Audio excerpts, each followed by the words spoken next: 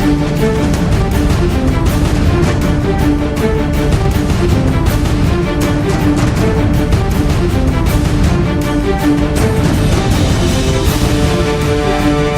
दोस्तों, पाकिस्तान के मंत्रियों से तो आपने ये सुना होगा कि पाकिस्तान के पास पाव पाव के एटम बम हैं और ये एटम बम हिंदुओं को मारते हैं, मुसलमानों को नहीं मारते हैं।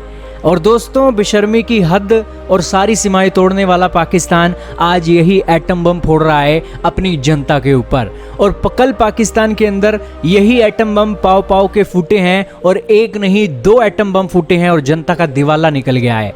पाकिस्तान के अंदर कल दोस्तों देसी घी की कीमतें 208 रुपये किलो बढ़ा दी गई और पाकिस्तान के अंदर कुकिंग ऑयल की कीमतें 213 रुपये लीटर बढ़ा दी और 1 किलो देसी घी अब पाकिस्तान के अंदर 555 रुपये का आ रहा है और कुकिंग ऑयल 605 रुपये लीटर के हिसाब से मिल रहा है पाकिस्तान के अंदर।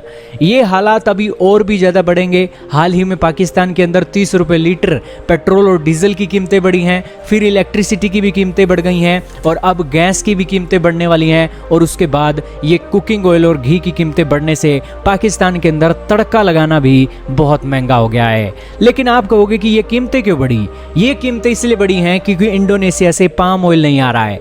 हालांकि कराची के पोर्ट पर अभी भी 1,60,000 टन का पाम ऑयल पड़ा है जो कराची और पाकिस्तान की जो जरूरत है 3 हफ्तों के लिए पूरी कर सकता है। लेकिन हाल ही में इंडोनेशिया की सरकार ने पाम ऑयल के ऊपर बैन लगाया था और इंडोनेशिया से पाकिस्तान का 87% जरूरत का पाम ऑयल इंपोर्ट किया जाता है।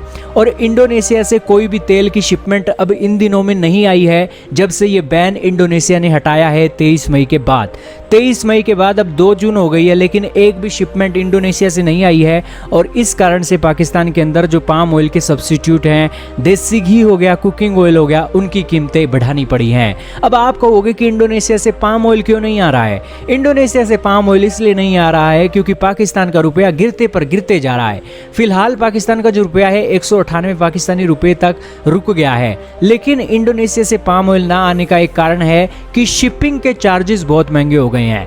जो समुद्र के रास्ते बड़े बड़े जहाज आते हैं ना ये तेल लेकर, उनका किराया बहुत महंगा हो गया है। ये किराया पहले ही बहुत महंगा था। ये इंडोनेशिया से पाम ऑयल मंगाने के लिए एक जो पाकिस्तान के व्यापारी हैं इस शिपिंग चार्जेस को लेकर रेट बुक कर चुके थे। लेकिन उसके बाद पाकिस्तान के अंदर जो उनका रुपया है गिर जाता है, 202 203 तक पहुंच जाता है। उस कारण से ये जो एक शिपिंग के चार्जेस थे और भी बढ़ गए थे, जिस कारण से पाकिस्तान के व्यापारियों ने ये पेमेंट जो एक ये जो शिपमेंट थी ये रोक दी। अब दोस्तों पहले ही शिपिंग के चार्जेस बहुत हैं और फिर रुपया गिर के वो चार्जेस और भी ज़्यादा पे करने पड़ रहे हैं क्योंकि पेमेंट तो डॉलर के अंदर होती है और इस कारण से पाम ऑयल भी महंगा पड़ रहा है, शिपिंग के चार्जेस भी महंगे पड़ रहे हैं, जिस कारण से व्यापारियों ने एक मंगाना ही बंद कर दिया है और उस कारण से देसी घी और सारी चीज़ों की डिमांड पाकिस्तान के अंदर बढ़ गई है और यही कारण है कि रेट बढ़ाने पड़ गए हैं। अब दोस्तों ये हाल है पाकिस्तान का।